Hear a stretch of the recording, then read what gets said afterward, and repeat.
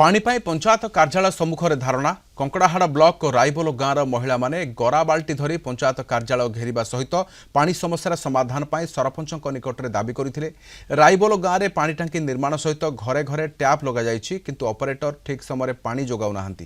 केतेबेले सकाळु घंटाए पानी चलाई बंद करुछंती तो केतेबेले दिन दिन धरी लोकमानक पाखकु टोपाए पानी पहुँचुनी। तुरंत समस्यार समाधान हेबो बोली सरपंच कहिसंती। आमर पानी पंचायत ऑफिस रे आम ताला पकईलु पानी आम वर्ष सारा केबे भी पानी पाऊनु आउ खरा दिन हो गला तेणु पानी बेसी असुविधा होउजी।